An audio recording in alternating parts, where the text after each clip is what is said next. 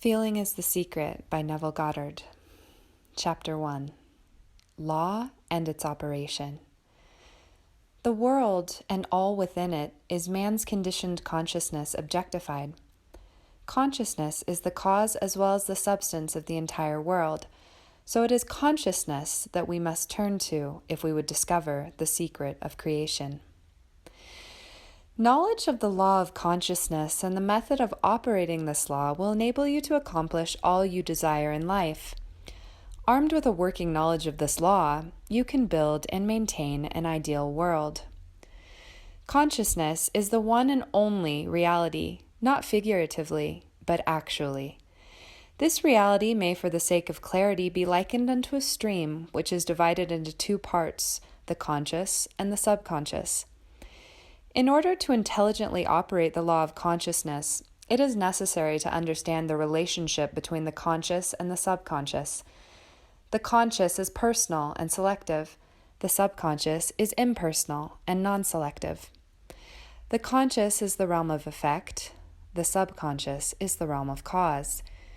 These two aspects are the male and female divisions of consciousness. The conscious is male. The subconscious is female. The conscious generates ideas and impresses these ideas on the subconscious. The subconscious receives ideas and gives form and expression to them. By this law, first conceiving an idea and then impressing the idea conceived on the subconscious, all things evolve out of consciousness. And without this sequence, there is not anything made that is made. The conscious impresses the subconscious, while the subconscious expresses all that is impressed upon it.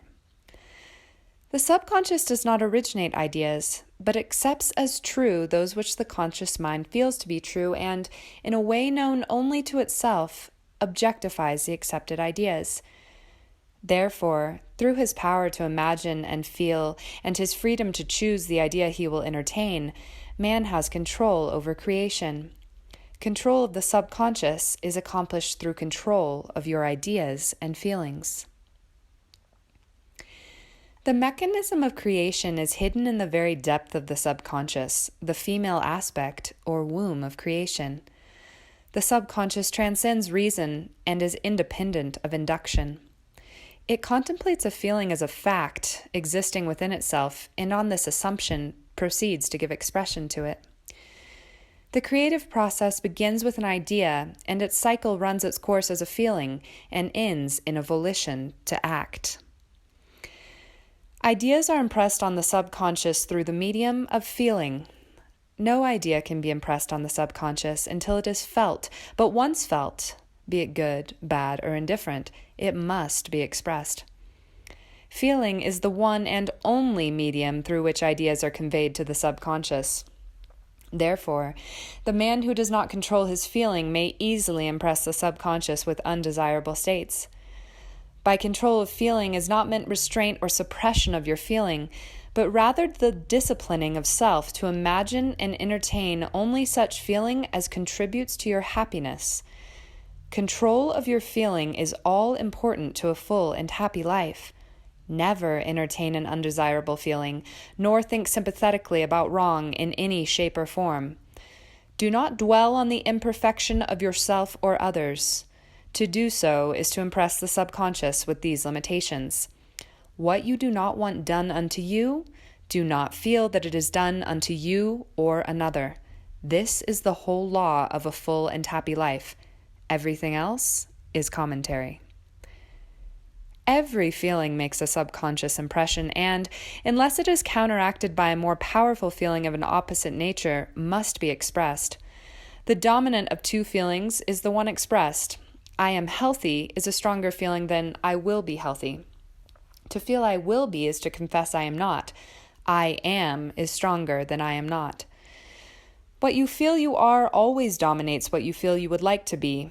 Therefore, to be realized, the wish must be felt as a state that is, rather than a state that is not. Sensation precedes manifestation and is the foundation upon which all manifestation rests.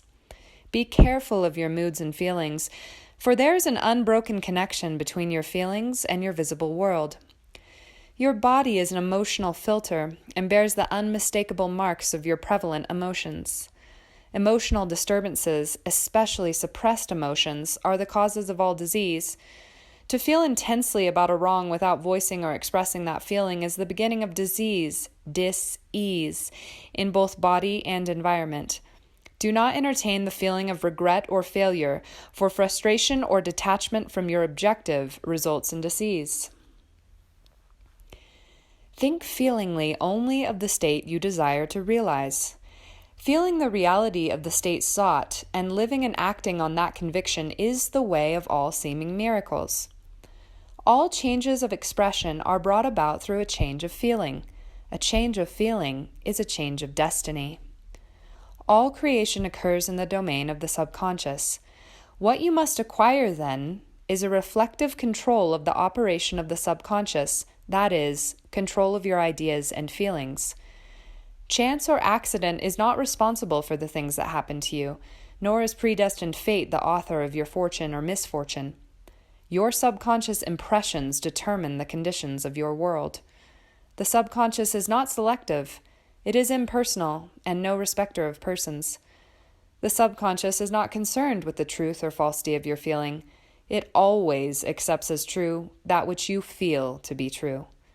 Feeling is the assent of the subconscious to the truth of that which is declared to be true. Because of this quality of the subconscious, there is nothing impossible to man. Whatever the mind of man can conceive and feel as true, the subconscious can and must objectify. Your feelings create the pattern from which your world is fashioned, and a change of feeling is a change of pattern.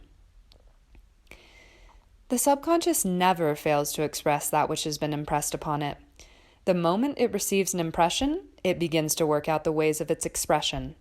It accepts the feeling impressed upon it, your feeling, as a fact existing within itself, and immediately sets about to produce in the outer or objective world the exact likeness of that feeling. The subconscious never alters the accepted beliefs of man. It outpictures them to the last detail, whether or not they are beneficial. To impress the subconscious with the desirable state, you must assume the feeling that would be yours had you already realized your wish. In defining your objective, you must be concerned only with the objective itself. The manner of expression or the difficulties involved are not to be considered by you. To think feelingly on any state impresses it on the subconscious. Therefore, if you dwell on difficulties, barriers, or delay, the subconscious, by its very non-selective nature, accepts the feeling of difficulties and obstacles as your request and proceeds to produce them in your outer world. The subconscious is the womb of creation. It receives the idea unto itself through the feelings of man. It never changes the idea received, but always gives it form. Hence, the subconscious outpictures the idea in the image and likeness of the feeling received. To feel a state as hopeless or impossible is to impress the subconscious with the idea of failure. Although the subconscious faithfully serves man, it must not be inferred that the relation is that of a servant to a master as was anciently conceived. The ancient prophets called it the slave and servant of man. St. Paul personified it as a woman and said, "The woman should be subject to a man in everything." The subconscious does serve man and faithfully gives form to his feelings. However, the subconscious has a distinct distaste for compulsion and responds to persuasion rather than to command. Consequently, it resembles the beloved wife more than the servant. The husband is the head of the wife, Ephesians 5. May not be true of man and woman in their earthly relationship, but it is true of the conscious and the subconscious, or the male and female aspects of consciousness. The mystery to which Paul referred when he wrote, "This is a great mystery. He that loveth his wife loveth himself, and they two shall be one flesh," is simply the mystery of consciousness. Consciousness is really one and undivided, but for creation's sake, it appears to be divided into two. The conscious, objective, or male aspect truly is the head and dominates the subconscious, subjective, or female aspect. However, this leadership is not that of the tyrant, but of the lover. So, by assuming the feeling that would be yours were you already in possession of your objective, the subconscious is moved to build the exact likeness of your assumption. Your desires are not subconsciously accepted until you assume the feeling of their reality, for only through feeling is an idea subconsciously accepted, and only through this subconscious acceptance is it ever expressed. It is easier to ascribe your feeling to events in the world than to admit that the conditions of the world reflect your feeling. However, it is eternally true that the outside mirrors the inside. As within, so without. A man can receive nothing unless it is given him from heaven, and the kingdom of heaven is within you. Nothing comes from without. All things come from within, from the subconscious. It is impossible for you to see other than the contents of your consciousness. Your world in its every detail is your consciousness objectified. Objective states bear witness of subconscious impressions. A change of impression results in a change of expression. The subconscious accepts as true that which you feel as true, and because creation is the result of subconscious impressions, you, by your feeling, determine creation. You are already that which you want to be, and your refusal to believe this is the only reason you do not see it. To seek on the outside for that which you do not feel you are is to seek in vain, for we never find that which we want. We find only that which we are. In short, you express and have only that which you are conscious of being or possessing. To him that hath, it is given. Denying the evidence of the senses and appropriating the feeling of the wish fulfilled is the way to the realization of your desire. Mastery of self-control of your thoughts and feelings is your highest achievement. However, until perfect self-control is attained, so that, in spite of appearances, you feel all that you want to feel, use sleep and prayer to aid you in realizing your desired states. These are the two gateways into the subconscious. End of chapter 1.